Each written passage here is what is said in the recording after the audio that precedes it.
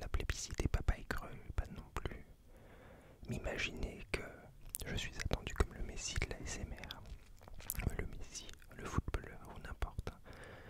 Et donc, ce que j'ai à vous proposer aujourd'hui, c'est une petite lecture chuchotée.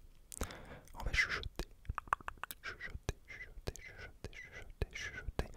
Alors je suis bien évidemment extrêmement novice, donc il va falloir me pardonner pour peut-être des bruits parasites, peut-être des bruits de bouche, peut-être, je ne sais pas, des maladresses qui ne surviendraient pas sur la chaîne d'autres personnes plus professionnelles, de la même manière que ça ne surviendrait pas sur la chaîne de Maman Écureuil, car je la sais attentive à votre bien-être et relativement soucieuse de votre détente.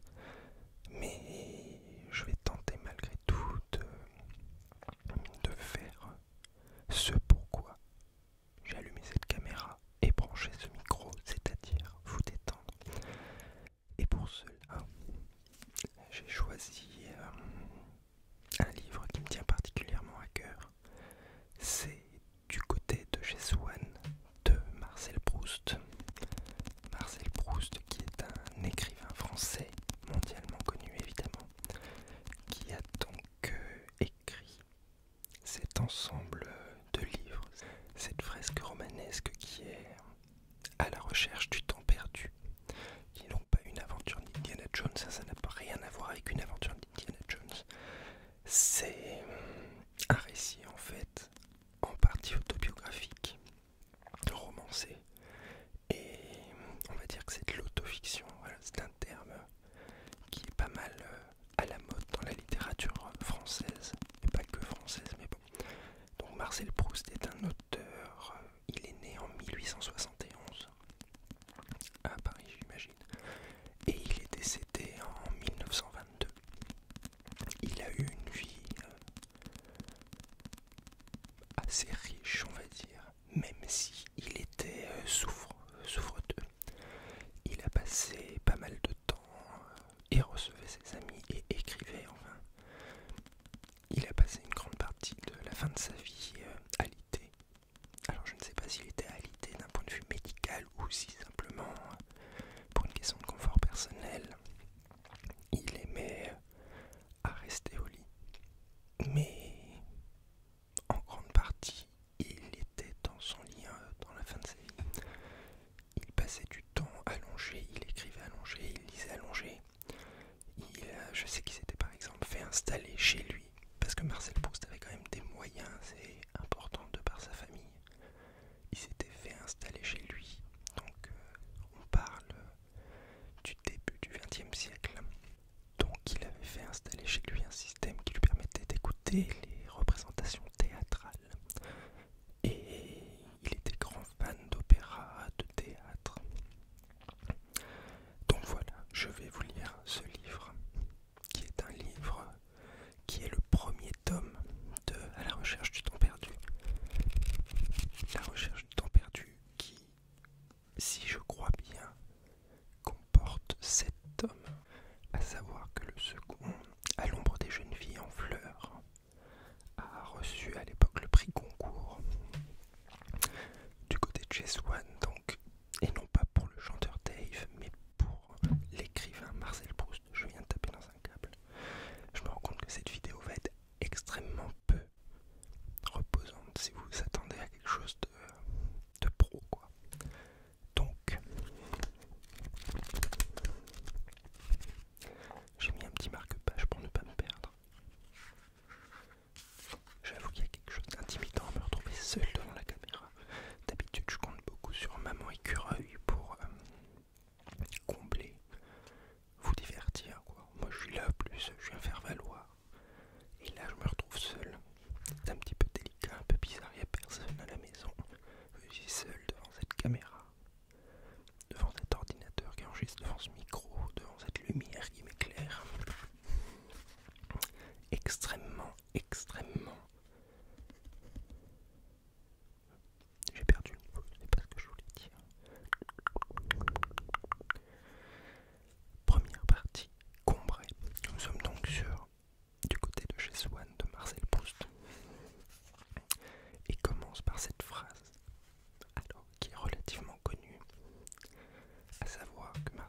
Proust, du moins dans la recherche du temps perdu, a cette particularité de parfois écrire des phrases qui vont faire plusieurs pages. Et il y a pas mal de circonvolutions et ça amène parfois à retourner 2 pages en arrière pour comprendre ce qu'on a loupé en fait. C'est un petit peu, ça peut être déstabilisant. Une fois qu'on est rentré dedans, c'est exceptionnel de richesse. Donc, longtemps je me suis couché de bonne heure.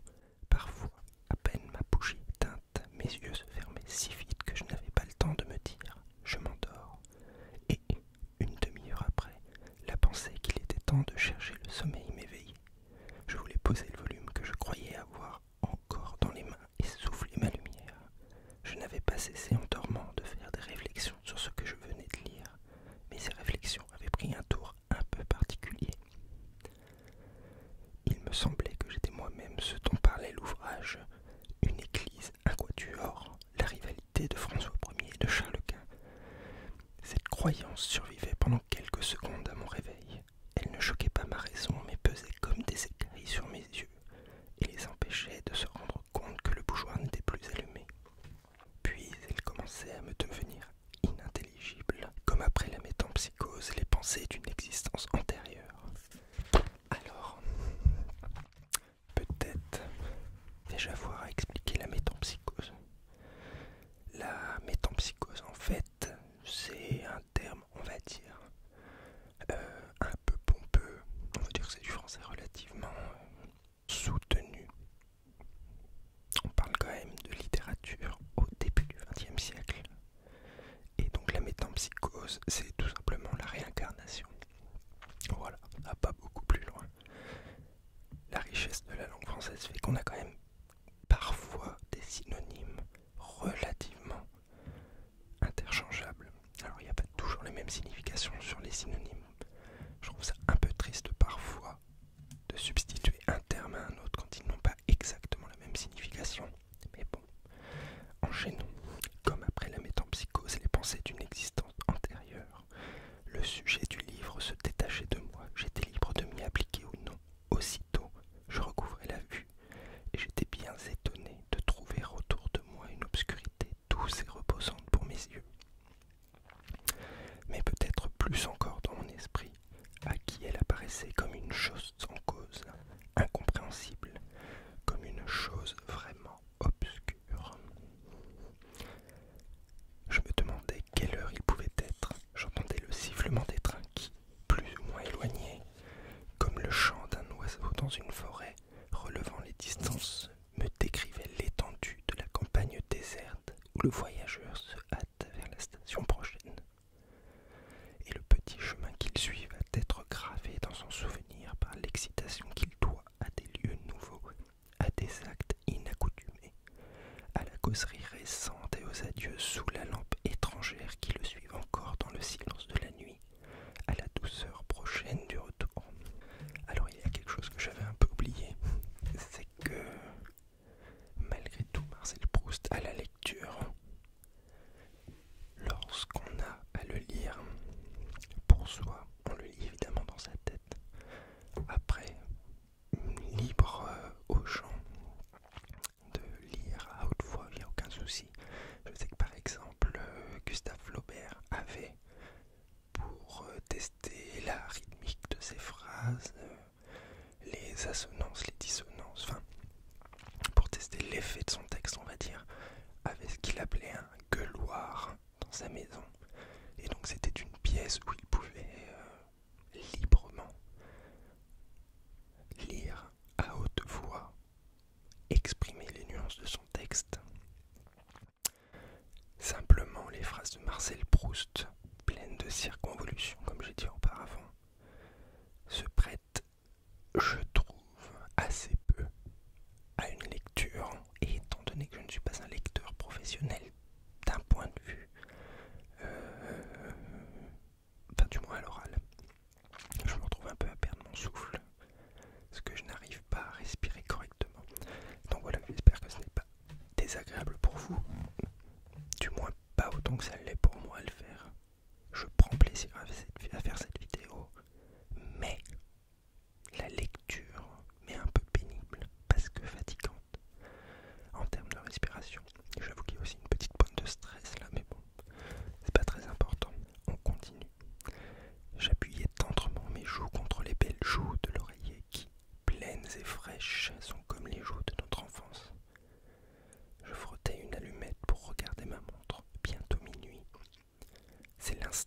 malade qui a été obligé de partir en voyage et a dû se coucher dans un hôtel inconnu, réveillé par une crise, se réjouit en apercevant sous la porte une raie de jour. Quel bonheur! C'est déjà le matin. Dans un moment, les domestiques seront levés. Il pourra sonner. On viendra lui porter secours. L'espérance d'être soulagé lui donne du courage pour s'ouvrir. Justement, il a cru entendre des pas. Les pas se rapprochent puis s'éloignent. Et le raie de jour qui était sous sa porte a disparu. C'est minuit. On vient d'éteindre le gaz. Le dernier domestique est parti et il faudra rester toute la nuit à s'ouvrir sans remède. Je me rendormais et parfois je n'avais plus que de courts réveils d'un instant. Le temps d'entendre les craquements organiques des boiseries, d'ouvrir les yeux pour fixer le kaléidoscope de l'obscurité, de goûter grâce à une lueur momentanée de conscience le sommeil où étaient plongés les meubles, la chambre, le tout dont je n'étais qu'une petite partie et à l'insensibilité duquel je retourne vite munir. Ou bien en dormant j'avais rejoint sans effort un âge à jamais révolu de ma vie primitive. Retrouvait-elle de mes terreurs enfantines, oh là là, enfantines, comme celle que mon grand-oncle me tira par mes boucles et qu'avait dissipé le jour, date pour moi d'une ère nouvelle où on les avait coupées. J'avais oublié cet événement pendant mon sommeil. J'en retrouvais le souvenir aussitôt que j'avais réussi à m'éveiller pour m'échapper aux mains de mon grand-oncle. Mais par mesure de précaution, j'entourais complètement ma tête de mon oreiller avant d'en retourner dans le monde des rêves. Je ne vais pas lire tout le livre, hein. On est quand même en tout sur, je pense, plus de 6000 pages pour les 7 tomes. Mais je vais continuer un petit peu en espérant vous détendre et potentiellement vous donner l'envie d'acquérir cet ouvrage magnifique. Quelquefois, comme Ève naquit d'une côte d'Adam, une femme naissait pendant mon sommeil d'une fausse position de ma cuisse. Formé du plaisir que j'étais sur le point de goûter, je m'imaginais que c'était elle qui me l'offrait. Mon corps, qui sentait dans le sien ma propre chaleur, voulait s'y rejoindre, je m'éveillais. Le reste des humains m'apparaissait comme bien lointain auprès de cette femme que j'avais quittée. Il y avait quelques moments à peine. Ma joue était chaude encore de son baiser, mon corps courbaturé par le poids de sa taille. Si comme il arrivait quelquefois, elle avait les traits d'une femme que j'avais connue dans la vie, j'allais me donner tout entier à ce but, la retrouver, comme ceux qui partent en voyage pour voir de leurs yeux une cité désirée, et s'imaginent qu'on peut goûter dans une réalité le charme du songe. Peu à peu, son souvenir s'évanouissait. J'avais oublié la fille de mon rêve. Un homme qui dort tient en cercle autour de lui le fil des heures, l'ordre des années et des mondes. Il les consulte d'instinct en s'éveillant et il lit en une seconde le point de la terre qu'il occupe, le temps qui s'est écoulé jusqu'à son réveil. Mais leurs rangs peuvent se mêler, se rompre, que vers le matin, après quelque insomnie, le sommeil le prenne en train de lire, dans une posture trop différente de celle où il dort habituellement. Il suffit de son bras soulevé pour arrêter et faire reculer le soleil.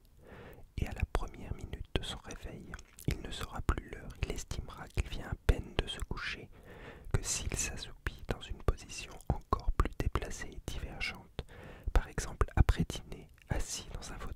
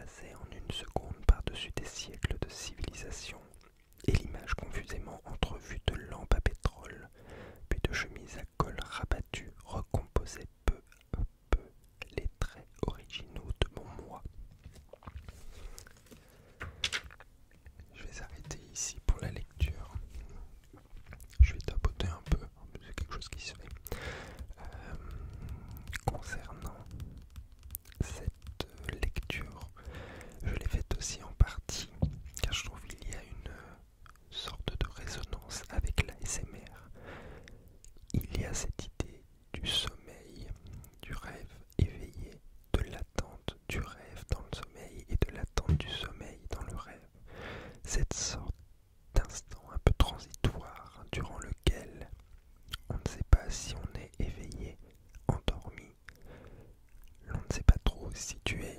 Et en fait, Marcel Proust, qui a une écriture magnifique et qui est capable des plus belles images, arrive à